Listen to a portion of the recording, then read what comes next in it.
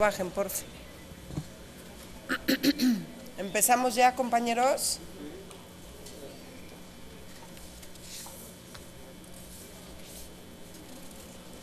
Pues muy buen día a los medios de comunicación. Agradecemos su presencia en esta conferencia de prensa con la intención de poder hablar un poco sobre la noticia que dio el día de ayer la Cancillería mexicana con respecto a lo que está ocurriendo en Venezuela. Quiero compartirles primero que como presidenta de la Comisión de América Latina y el Caribe de este Senado de la República, pues recibí con mucho agrado la noticia de que nuestra Cancillería ha decidido atender un reclamo que llevamos haciendo por años para que los derechos humanos, no solamente en México, sino en América Latina, sean respetados. Llevamos ya varios años levantando la voz para que México cumpla con su rol de país líder en la región, un país responsable que jamás ha dejado de trabajar de la mano de los países de América Latina. Desde hace más de 3 años denunciamos aquí los atropellos de un régimen autoritario y tiránico como es el de Venezuela, un gobierno que parece más interesado en conservar sus intereses de grupo y de élite que en dignificar y trabajar por su pueblo, por su gente. Hemos denunciado en varias ocasiones la persecución que han vivido todos aquellos que piensan diferente, el encarcelamiento arbitrario de líderes de oposición, como es el caso de Leopoldo López y varios líderes más, el quebranto del orden constitucional en aquel país cuando el Ejecutivo ha irrumpido en el trabajo de la Asamblea Nacional, cuando a legisladores se les ha hostigado e incluso agredido físicamente, cuando se ha privado a ciudadanos venezolanos de su derecho a entrar y salir libremente de su país, cuando se ha provocado intencionalmente el derrumbe de las condiciones económicas que han llevado a ese pueblo a una de las peores inflaciones vistas en el mundo y que hoy vive una verdadera crisis humanitaria por una carestía de alimentos y medicinas, no cuentan con lo más básico: azúcar, papel higiénico, vacunas, pañales, ni muchos otros insumos primarios. Sabemos y estamos muy conscientes de que en México tenemos nuestros propios problemas. Trabajamos en este Senado todos los días para dar respuestas, pero no podemos guardar silencio, no podemos quedarnos callados, cerrar los ojos, darle la espalda a quienes viven en nuestro mismo vecindario y están sufriendo un verdadero infierno.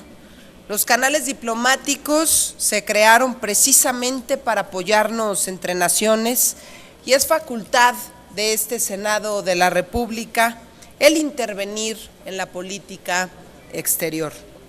Nos congratulamos de que México, a través de nuestra Cancillería, se haya unido a los gobiernos de Argentina, Brasil, Canadá, Chile, Colombia, Costa Rica, Estados Unidos, Guatemala, Honduras, Panamá, Paraguay, Perú y Uruguay para manifestar su preocupación por lo que ocurre hoy en Venezuela. Abordar estos hechos en el seno de la Organización de los Estados Americanos, atendiendo el informe que ha rendido Luis Almagro, el secretario general de este organismo, se ha señalado que existen condiciones para expulsar a Venezuela de la OEA. En el Senado de la República manifestamos que para nosotros esa debe ser la última alternativa. Coincidimos también con nuestra Cancillería en que deben agotarse los canales de diálogo, siempre privilegiar el diálogo. Sin embargo, exigimos también firmeza, ya que el gobierno de Nicolás Maduro reiteradamente ha faltado, no ha cumplido sus compromisos en las mesas de negociación, ha violentado principios democráticos básicos que incluso había suscrito, y quiero poner dos ejemplos muy concretos.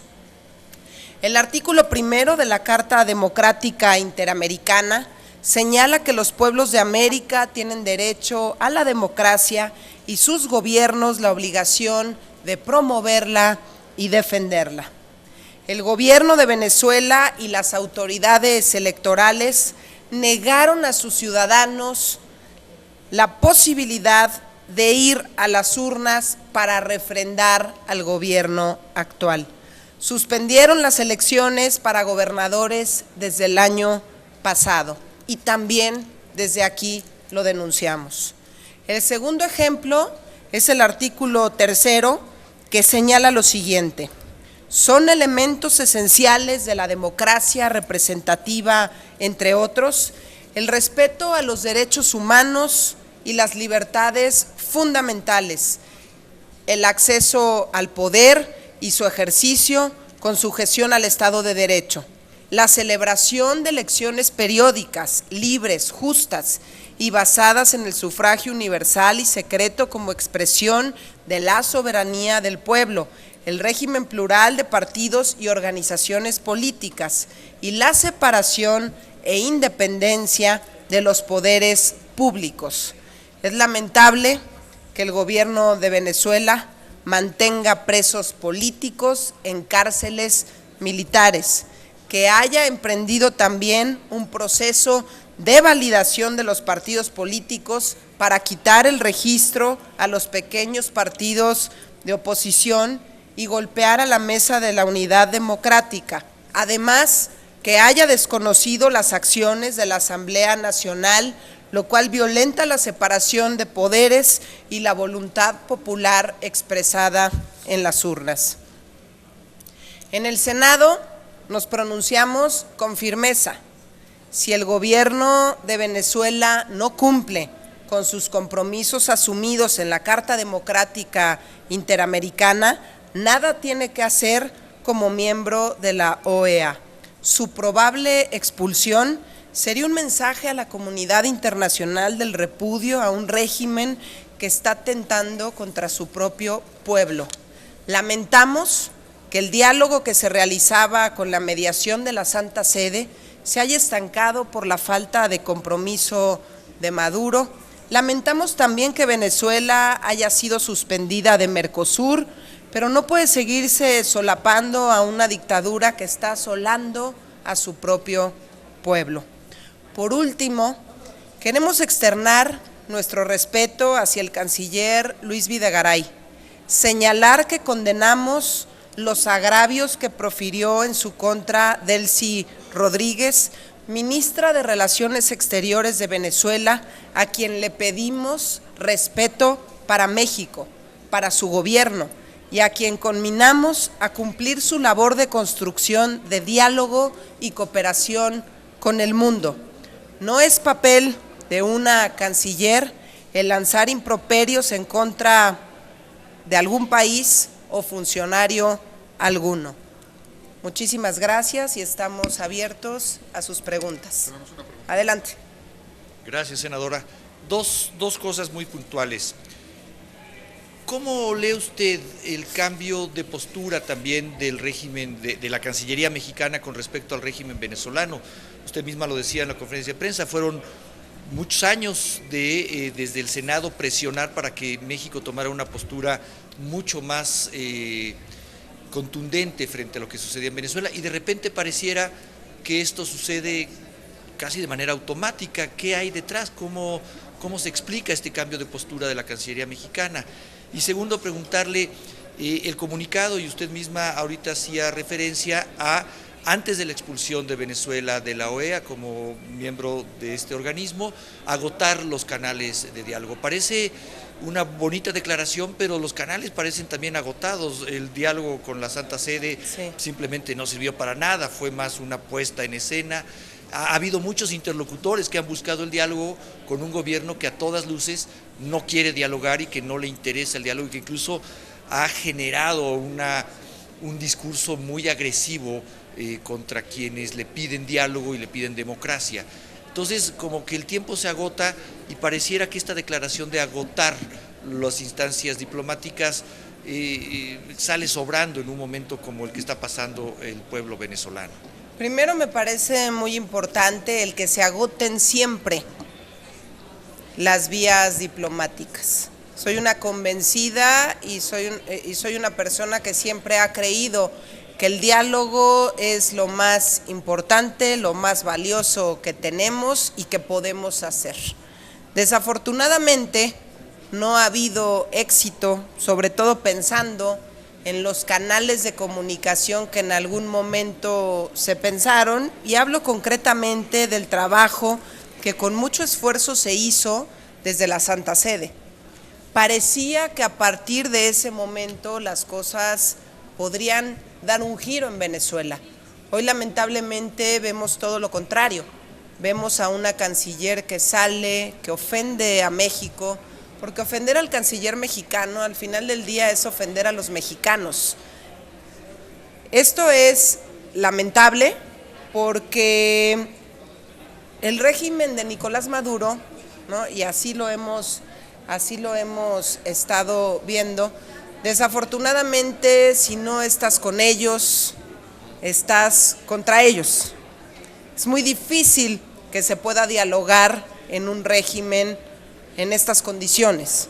Un régimen que a los líderes de oposición, por el simple hecho de poner un mensaje en las redes sociales, hoy muchos jóvenes están en la cárcel, hoy muchos jóvenes están en calabozos, y así lo han denunciado ya varios venezolanos, y no nada más gente que hoy está participando de manera activa en la política de Venezuela. Así hemos ya visto las denuncias de ciudadanos, de jóvenes, mujeres desesperadas, desesperados, porque no ocurre algo distinto en Venezuela. Y cuando creían que ya tocaron fondo, se dan cuenta que no, que cada vez las cosas se empeoran más en Venezuela. Yo quisiera decir, yo veo con muy buenos ojos el cambio de dirección en la Cancillería con respecto a Venezuela. Es de sabios cambiar de opinión. Qué bueno que se está dando esto, qué bueno que se logró sumar a gobiernos de países como Argentina, Brasil, Canadá, Chile, Colombia, Costa Rica, Estados Unidos de América, Guatemala, Honduras, Panamá, Paraguay, Perú y Uruguay, países preocupados por la crisis que pareciera no terminar de un país vecino, un país hermano como lo es Venezuela. Yo quiero señalar que primero, qué bueno que la Cancillería haya dado este giro. Qué bueno que podamos como país empezar a recuperar el liderazgo en la región. Liderazgo que lamentablemente hemos perdido en los últimos años. El estar haciendo este pronunciamiento, esta declaración sobre Venezuela, nos hace ver que podemos ir juntos, sobre todo en temas que tienen que ver con la democracia, con los derechos humanos y con las libertades de nuestros pueblos. Si me permite una más, sí, senadora, justamente hablando de este liderazgo, pareciera que todo apunta a que hacia el final de esta administración se quiere retomar este liderazgo latinoamericano. A mediados de año tendremos la propia asamblea de la OEA en suelo mexicano. Aquí. ¿Qué le falta a México, además de estas acciones que está tomando en su consideración? ¿Qué aspectos no está ocupando el gobierno mexicano para tener nuevamente un lugar predominante en la región y recuperar este liderazgo regional? Bueno, me parece que ha hecho falta diálogo con los demás países. Diálogo, participación activa. Me queda claro que desde aquí, desde México, se han impulsado alianzas estratégicas, sobre todo hablando de la región América Latina y el Caribe, alianzas estratégicas, por ejemplo, para impulsar, para darle todo el empuje a la Alianza del Pacífico, un tratado de libre comercio con Panamá que se dio también hace un par de años. México ha venido trabajando en ciertos rubros que me parecen positivos, pero también hay que dejar claro que durante muchísimos años creímos que nuestro socio debía ser Estados Unidos en todo momento. Y prácticamente todo lo que se impulsaba pues era de la mano con Estados Unidos. Y esa es la triste realidad, y por eso hoy se habla tanto del conflicto en esta relación bilateral entre México y Estados Unidos. ¿Por qué? Porque parte de nuestro comercio, estamos hablando de cerca del 70%, pues lo trabajamos con Estados Unidos. Nos olvidamos de mirar hacia abajo, nos olvidamos de países como Argentina, Chile, Brasil, Uruguay, Paraguay, y podemos aquí enumerar muchos países con los que sí llevamos a cabo ciertas acciones, pero no dejamos de trabajar con intensidad solamente con ese socio que es Estados Unidos. Y por eso hoy está en el debate y está en la opinión pública la renegociación del Tratado de Libre Comercio, cuando debiéramos, y hace unos días tuvimos una reunión con los embajadores de la región para ver de qué manera desde el ámbito legislativo le dábamos empuje a ciertos temas, ciertos convenios con los diferentes países para fortalecer las relaciones. Desde el Senado de la República tenemos que hacer valer esa diplomacia parlamentaria para que los ojos, y yo creo que después de algunos meses, los ojos de México no deben estar puestos en este país vecino como lo es Estados Unidos. Los ojos de México deben estar puestos en todo el continente y hacer lo necesario para fortalecer a la región. Nunca es tarde para cambiar de rumbo, y yo espero que la Cancillería esté haciendo su trabajo, porque nosotros desde aquí, desde el Legislativo, estamos haciendo lo que nos toca. Muy bien, gracias.